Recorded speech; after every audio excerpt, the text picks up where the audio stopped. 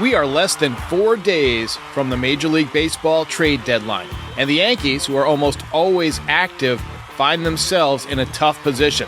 They're currently on the outside of the playoff picture, looking in. Yankees fans would love to see some roster changes, but the Yankees have a number of unmovable players. In some cases, it's because of their contract. In other cases, it's just because they literally cannot move. They've got some prospects on the horizon. Everson Pereira, who's been playing very well in AAA. Austin Wells, recently promoted to AAA. And Jason Dominguez, who was the talk of spring training and is their number one prospect, but has run into some difficulties this year in AA. They've got some free agents to be that could draw some interest. Harrison Bader, center fielder. Luis Severino, flame-throwing right-handed pitcher who could help any team in the postseason if he's at 100%, but has not been effective since coming back off the injured list. Yankees GM Brian Cashman might need to be creative. He is between a rock and a hard place, and Yankees fans are getting restless. Joining me tonight to talk about the Yankees trade strategy is host and executive producer of Foul Territory, Mr. Scott Braun. He's literally friends with every baseball insider you can think of, and he'll tell us what he thinks could happen at the trade deadline. It all starts right now. This is NYY Recaps. Welcome to Yankee Stadium. Just when they thought I was out, they pull me back, kid. Great Scott. What's going on, man? I just want to tell everyone, because I haven't been on here yet, that Derek is a superstar, both in what he does in front of whatever you call a camera these days and behind the scenes too. So I just wanted to throw that out there early so that, I mean, I know your fan base knows, but they probably don't know as much as they think at what you're capable of with putting everything together that makes YouTube content golden. Oh, I appreciate that, man. I appreciate that. Appreciate that. Yeah. So you're in Atlantic City right now, right? At the Borgata? I'm in my room. Yep. How much construction is visible to you right now? Like looking out the window? I'm looking at MGM, the MGM Tower, and at the top there are all kinds of stilts and things, or whatever you want to call them, lifts and all of that at the top. Otherwise, my view is pretty much like the marsh and the ocean and all of that. So I got lucky. I got a good one today, and I'm high up. It's not crazy. Why? Are you hearing a lot of construction talk down here? No. So I had my bachelor party in Atlantic City, and I used to spend about 2 or 3 weeks every summer covering a poker tournament in Atlantic City at one of the companies I used to work for. And invariably, my hotel room would overlook some kind of a construction project, and it was just frustrating. So I always think of that. Well, it's done. Breaking news. It's done. It's finished. I will say I don't venture around here too often. I'm a Borgata guy through thick and thin. Even when I was a kid, when I would go down with my dad sometimes, this is just where we always stayed. So not trying to be a company man, but this is all I know. I stay here, and no construction here. And the sports book's awesome where we do the show. You're going to have to swing by sometime. Awesome. So we've been privy to a lot of conversations over the last, several weeks as the trade deadlines come around.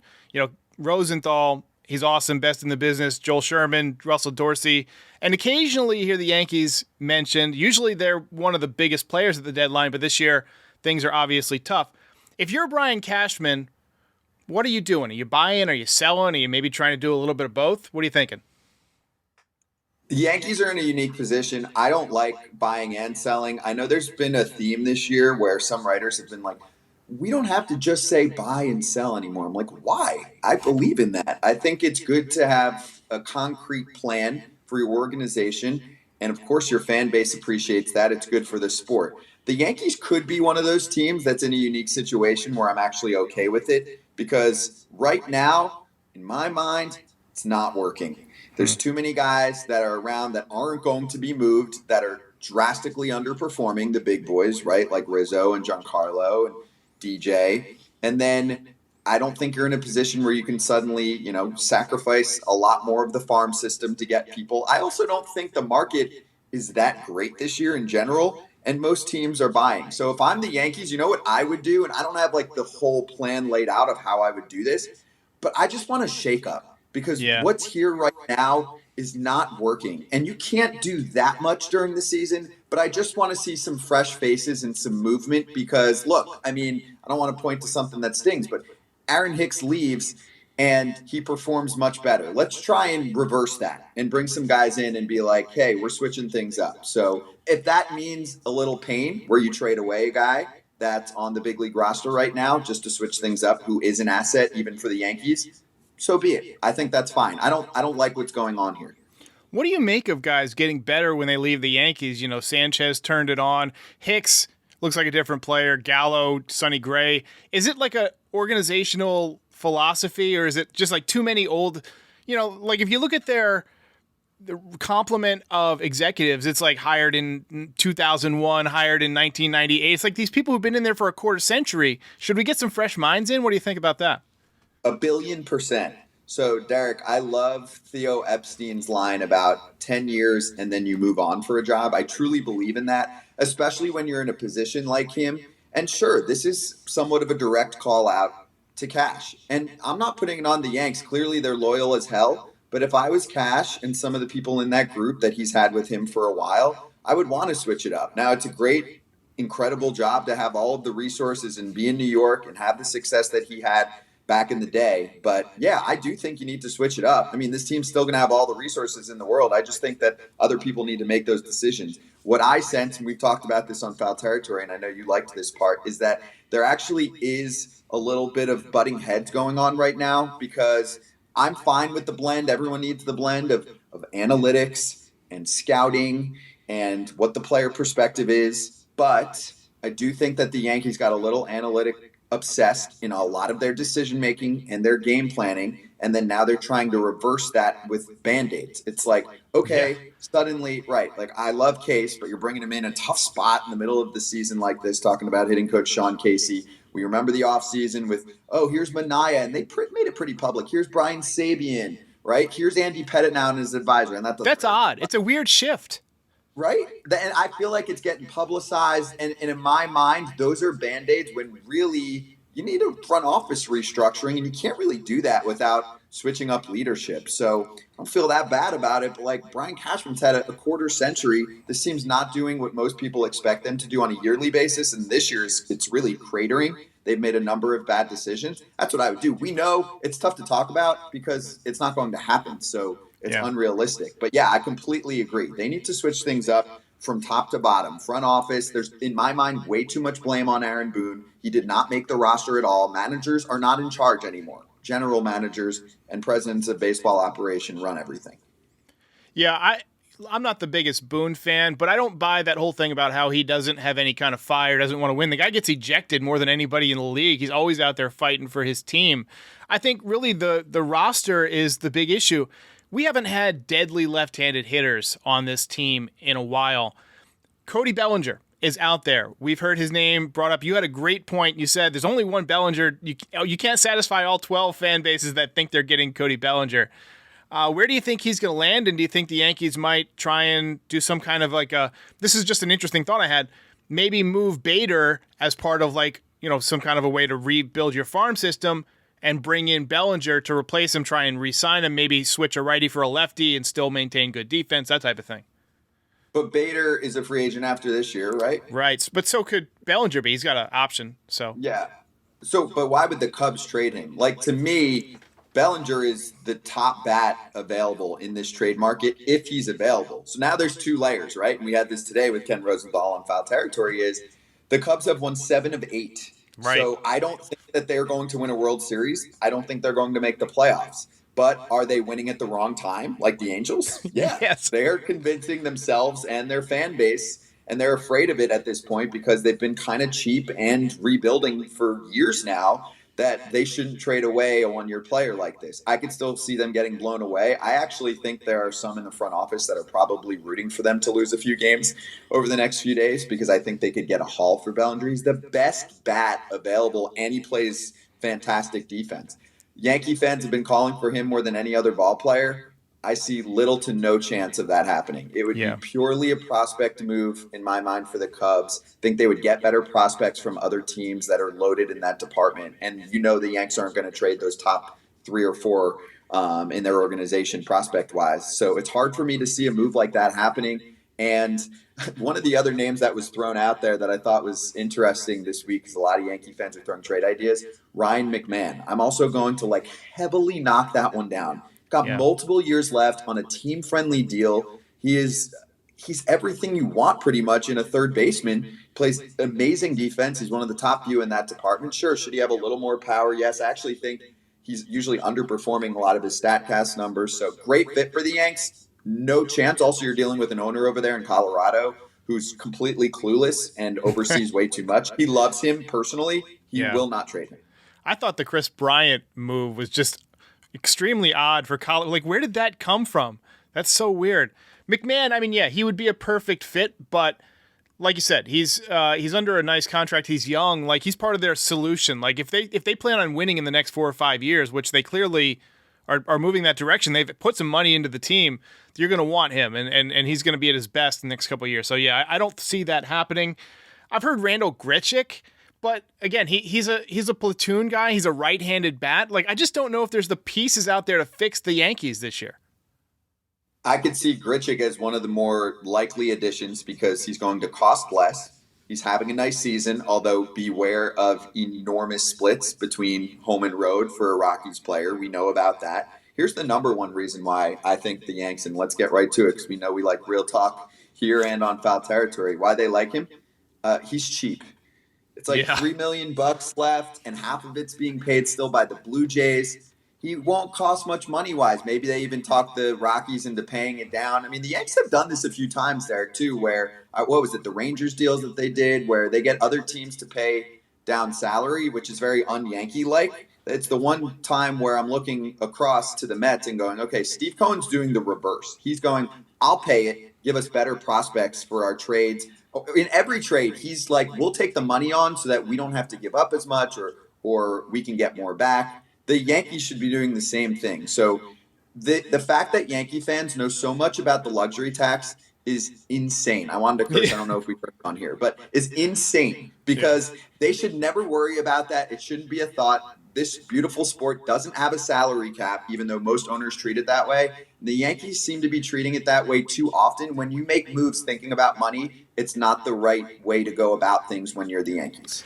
And if you go a couple of $1 million over the salary cap or the luxury tax, and you have to redistribute $1 million or $2 million to the rest of the league, is that buying anybody for your competition? Like the average salary or the league minimum salary is like $700,000 or something now. You can't even get one player on one. It's like, it doesn't make a lot of sense to me to be that protective over going a little bit over the luxury tax.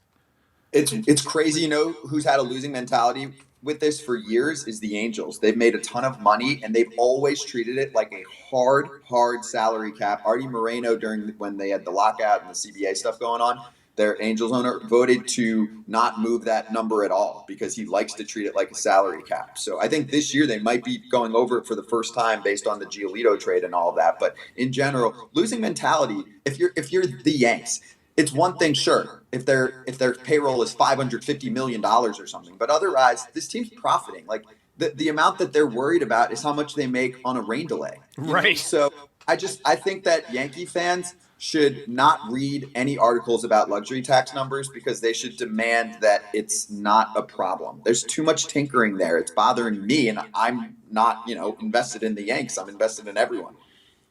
So I do have to read a quick ad because this is sponsored by Game Time. You're familiar with Game Time, right? Isn't Game Time the best? Last minute, any kind of tickets you want, like not just sports. Like we went and saw a couple of comedians and we went to a play. Like they got everything and it's super cheap. Super cheap. I can help you. With this. I know all about Game Time. Game Time's the best. Well, they're a great sponsor. They sponsored the entire season of NYY Recaps. My listeners can use the code NYY Recaps for $20 off your first purchase. They have protection if there's any kind of rain out. If you lose your job, just show them that you lost it, and they'll refund your tickets. We saw tickets on there for like $1. I mean, it's ridiculous. So get Game Time and save on the best and fastest growing ticket app in the country for a reason. All right, I want to throw just a wacky idea at you. Could the Yankees unload, just like as sellers, unload guys like Severino, like just unload anybody that you can unload, but try and attach contracts with it and not even really ask for prospects back? Like, you want Luis Severino? Take DJ LeMahieu. No. No? No, there aren't enough owners out there that can stomach that, and they definitely would not do that with a Yankee team that they know makes a ton of money. So I'll even go with a hell no there. You have to remember, I'm like deep inside the brains, not literally, but this is how I think, of owners. Because I've heard enough, right? I worked for the league. Owners are humans. And so they'll think like, screw that. I'm not helping the Yankees with money. They've already done that in these little deals. But to eat these massive contracts, it would have to be a really special ball player for teams to think about that. So look, Severino, we know, has not had a good year. Right. And we talked about it even with the Angels, like Rodon attached to Ohtani, way too big of a deal. Today on Foul Territory, someone's like, hey, what do you think of Giancarlo getting traded? I'm like, no chance. Are you kidding me? Did you see him on NYY Recaps with the slow motion run that was in regular speed? No way. If he moved any slower, he would be in a casket. I always say that.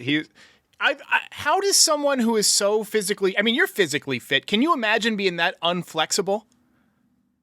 No, I really want to know what's going on with his body. I'm fascinated because I feel like it's not the case when the season starts. Like, I used to be at Yank spring training. This was the first one I missed, I think, in a while. And I would see him up close in person, and we'd always go through that. How you feeling? He's like, oh, great, and we'd go over like more of the yoga and the flexibility and balancing that with not being too buff and everything else. And then it's like, when I watch that, I mean, he's got to be hurt, right? Like, he's got to be playing through injury.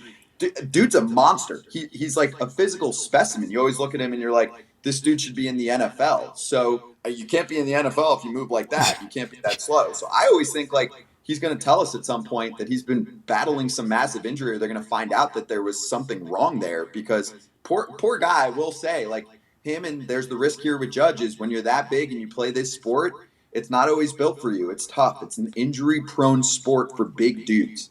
Yeah, and it's tough to play every day. I mean, it's not like the NFL where you can take a week off, or basketball where you take a few days off. 162 games in 180 days in the hottest heat. I think people disregard the effect of the heat, too. I mean, this is the hottest that human beings have ever had to play in conditions under, in a non-dome stadium. You wonder if the ballparks that, don't have domes, if the players are at added disadvantage just because they're exposed to more heat throughout the year. Massive disadvantage. So I'll give you one example. When I called my first Rangers game, it was Rangers-Mets on SNY like 6-7 years ago. I remember the first game I did because DeGrom had like his worst start ever. And they were telling me all about one of the Rangers officials, the new ballpark they're building. And I'm like, why? I love this ballpark. It's great. Looks good. It's fun. It's got a little classic to it. And they were like, yeah, we don't have a cover on it. And we can't do it here. So we're just going to build one next door and do that. And I'm not there too often in the summer. So huge factor. And I think it's going to make the Rangers better. I think we're already seeing them getting better now. So yes, I agree. Also, warning, it sounds like the one being built in Vegas now might not have a retractable roof, which would be a travesty. And no one's going to want to play in Vegas all summer when it's 100 billion degrees. Right. So yes, I agree. And I mean, if we're going there, Derek, like, we don't have steroids anymore. Guys used to have the boxing. I know we're going back in the day now at this point, but greenies and all of these things that were for recovery, there's a reason why those performance-enhancing drugs were so significant. When you don't have them, then it's the real human body. And it's a big human body with a lot of movements going on that are unnatural, and that creates injuries. So, yeah, they're going to have to be careful with the heat. Mookie Betts came on last week and said number one thing he'd do as commissioner for the day. Do you remember? He goes, retractable roofs for everyone. Everybody, like, yeah. I know, I feel like I'm in complaining mode a little bit, but the fact that the Mets and Yanks don't have retractable roofs is insane. And I think Cohen was looking into it at one point, and it was, I don't know what the issue was, but I mean, come on. Like, how frustrating is it for fans? It would be a significant performance help. The Brewers are good for many reasons, but one of them also is they don't even talk about the weather, ever. It's only like, oh, great, it's a perfect day. Otherwise, it's closed. We don't worry about it. The Astros, these teams, I think they have a significant advantage in that department sometimes, and it doesn't get enough pub because some owners were just too cheap to figure it out. Yeah, I feel like there was an original plan where both Citi Field and the new Yankee Stadium had domes. They had retractable domes, and for whatever reason they removed them. I don't know, but I feel like that was definitely a mistake. Any final thoughts? Any final predictions on who the Yankees end up with at the deadline? Any name that stands out other than Randall Grichuk, who we already mentioned? Candelario, I know that name's been brought up quite frequently lately, and he's having a nice year. It's not a guy that's going to like completely, vault you into the postseason, but he's really good right now. He's playing for a contract. I think he's going to get paid. He's been a really solid defender. Obviously, third base turned into a mess with the way that Donaldson was. So I could see that name popping up. Yeah, your Grichuk name, just because if we're going prediction-wise, I think he'll be fine there. These are nice names. These aren't names that are going to change the world. So for me, I'd like to throw it back to you for one sec, too. Like, have you said recently on any of your shows, like, any dream scenarios of what you want to do? The Yankees have been tricky for me. Yeah. I'm a very decisive person. Usually I'm like, buy, sell, here's who you need. Here's who you should get rid of. The Yankees, to me, I've had trouble just finding great fits for them. Well, I mean, I've been one of the few content creators who isn't like, go get Shohei, go get Juan Soto. I'm trying to be realistic here. I think the best move for the Yankees is to unload anything they can and build for next year. I just don't see them catching the division leaders, and if they do make the playoffs as a wild card team, I don't think they have the offense to go beyond the first round. I think they'll get bounced. They might match up with the Twins. You heard the guy from the Twins the other day say that this is the first time that the Twins beat them in a regular season series in like 2 decades. Yankees are 27th in the league in offense. Sure, they've got a good bullpen. They've got a nice 1-2 if Rodon is healthy. That can do some damage, but they just don't have the bats for the playoffs. So I'm saying move what you can, maintain the core, and try and get some lefties for next year. I'm okay with that because this is not a World Series winning team, and that's what the Yankee fans expect, and they never get to sell at all. And also, like, the guys they do sell, they probably still would play decently in the second half of the season. I'm saying the Yankees for the rest of the season. So are you talking about, Severino, IKF, Bader? I'm just looking at guys that I think are free agents. Wandy Peralta, and then I would still look into Glaber. I think this is the perfect time because I think teams are desperate for offense right now. Some of them want infielders. He's played pretty well. I think this is the time to do it if Yankee fans or if the Yankees don't think he's their long-term guy. I would consider Gleyber Torres. I would consider Clark Schmidt. I mean, Clark Schmidt has pitched very well for about 5 innings for about 2 months in a row now. He can't get through the lineup into the lineup really that third time. Once you get around to that third time through the lineup, they're hitting about 972 off of him. So I would try and move him and just kind of go into reset mode, get as much salary as you can off the books, and then next year just be like, hey, look, we're going to promote Austin Wells. We're going to give him a shot at catcher. We're going to go with one of the younger guys in left field, whether it's Pereira, whether it's Dominguez. Maybe you try and supplement with somebody from Japan. Murakami, the first baseman, hit 50 home runs 2 years ago. He's 23 years old, not having the greatest year, but I think he would be a monster at Yankee Stadium. That type of thing. Just kind of reset the chess pieces. Yeah, they need to get younger, right? They need to get younger. They need to be more athletic. It's a problem that's going on across town, too, with the Mets, right? Like saying, hey, we kept everyone, that doesn't necessarily mean it's a good thing. I mean, when you go year to year, decline is going to happen in baseball. So, yeah, they need a refresher. And the problem is, like you've talked about a lot, you're stuck with some of these veterans who are underperforming, but also just could be declining. They've got big contracts. It's not easy to move them. You're not eating those contracts. And the Yankees get stubborn with their moves, right? A lot of people wanted Donaldson gone for a while. They didn't want to see him this season, period. And it didn't really work out. You had a little bit of a home run burst for like a week. But I think the one other thing I want to say, because like this is the frustration time, right? Usually Yankee fans are feeling better, is they need to get over themselves sometimes if the front office is there. I think there was like this smart aleck, hey, we're going to make this shrewd Donaldson move, or if we go a little further back on playing time, like when Gary was in that position for a long time, Sanchez, right? And everyone's looking at him like, yeah, sorry, bat's not superstar level, so it's not worth it for me aside from like a season or season and a half. And they were so stubborn for years, just throwing him in there when everyone who's watching the games is like, enough. And they're like, no, I see it. No, my co-host, Eric Kratz, loves him. But I was like, sorry, this is not the place for him anymore, okay? Yeah. The New York factor was hitting him as well. So, refresher, like if I'm the Yanks, I make a lot of moves if I can. Like the guys you're talking about, switch things up, bring in new faces. They'll probably play just as good. And same thing in the offseason. Like I would do drastic transactions as opposed to the past year where it's like re-sign Judge, add Rodon, same squad, let's go. Yeah. My realistic prediction, just knowing Brian Cashman and watching the Yankees as intently as I've watched them for the last 35 years or so, Salvador Perez and Randall Grichuk would be my two, like a right-handed catcher who can handle the staff, has a little bit of power, and Grichuk to platoon in left field with somebody like McKinney or Bowers.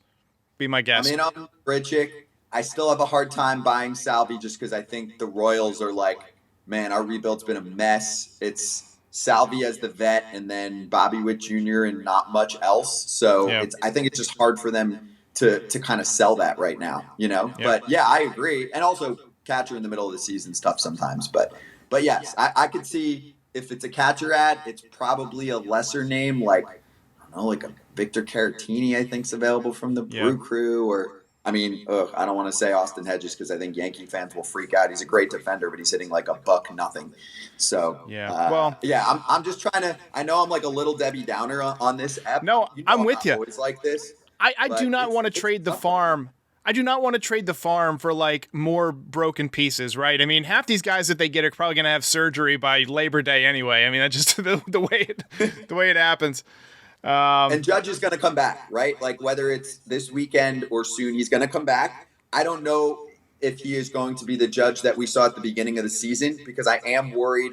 I've been reading a lot about the back foot, obviously, which he relies on heavily for his swing and how his toe is affected that way. I know it's, I think, a different injury, obviously, but LeMahieu, since his toe injury hasn't been the same. So that's the one other thing I'll throw out there is they're definitely going to be better the next couple months with Judge back, even if it's 80% Judge. So that helps right off the jump. And for some reason, he's become one of the few like LeBrons in the sport where the team's like, we don't know what to do. Like, I don't know where to put my hands, like until Judge comes back. And they're like, oh, yeah, I remember. Boom, homer. So that alone is going to help the team more than anything. I worry about Judge more on defense than offense. I think that they can put some kind of an orthotic in the shoe and inject him full of Novocaine and stuff. But I think the days of him running down balls and smashing through walls and stuff in the outfield, they might be over. I mean, he keeps getting injured. A couple of years ago, he collapsed a lung diving for a ball. It's like, dude, you hit 62 home runs. Take it easy. Take it easy in the outfield. Your at-bats are much more important. I would have much rather lost that game to the Dodgers than lost Judge for 2 months now.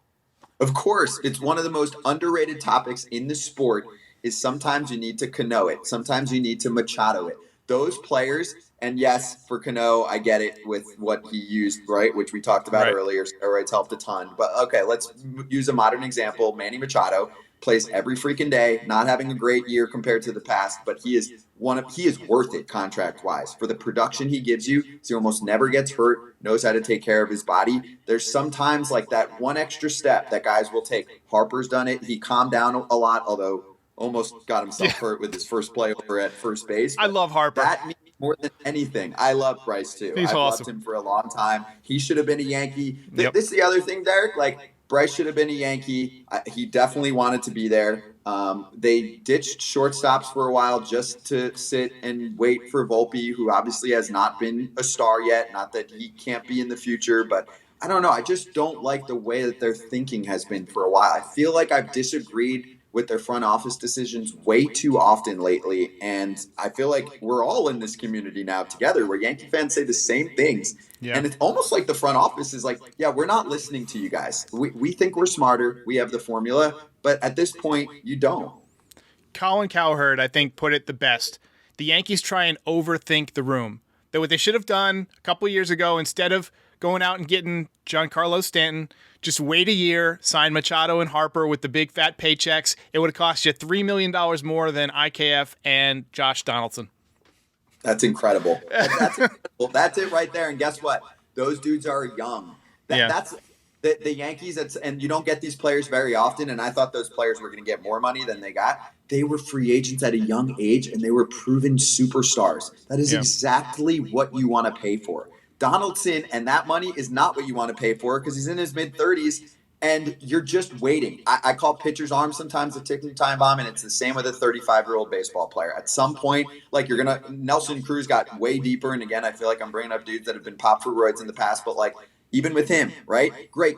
He's 40, whatever, and then like it's gone. That doesn't happen to 27-year-olds very often. Yeah. It happens to 35-year-olds almost every time. It's called the human body. I'm 35 in a month, Derek, and guess what? I mean, I feel good, but I felt much better at 25 in terms of like my performance as an athlete. You feel good because you haven't had a carb since 2007. Wait till you're 40 like me, and you've been eating hot dogs and Twinkies and gummy bears for the last 15 years. I can barely get out of bed. The podcast is Foul Territory. It is daily, weekdays, 1 to 3 on YouTube, on all podcast platforms. Hey, we shop at the same store. Yeah, that was. Yes. Derek's in the fam, but yeah, no, I love this. Yeah, anytime, obviously, I love to talk, and I let our players talk, or I try to a lot more. But I love therapy sessions. Like when teams are going through it, I like to complain because I feel like I couldn't in my old job for a while because I worked for the league, so you can't really smash people. And now I'm like, the people that I like to smash usually are owners in front offices because I feel like they're either cheap or they're doing things wrong, whatever, right? And I'll praise the good ones. That do spend and that do everything right? So even if their team's not doing well, like Peter Seidler, right? I give him love a lot on our show. He's the Padres owner. Yep. The Padres have not been good this year, but it's not because they haven't tried. They've actually done that. They've gotten these young, controllable players they've spent, right? Like Soto and Machado, and it's kind of crazy that it's not working out for them, but I respect their plan a lot more than what I'm seeing in the Bronx right now. It's like just cross your fingers and wait for Judge to come back. It can't be like that. 100%. Thank you very much, Scott. Appreciate it. Got you. Thanks, Derek. Ball game over.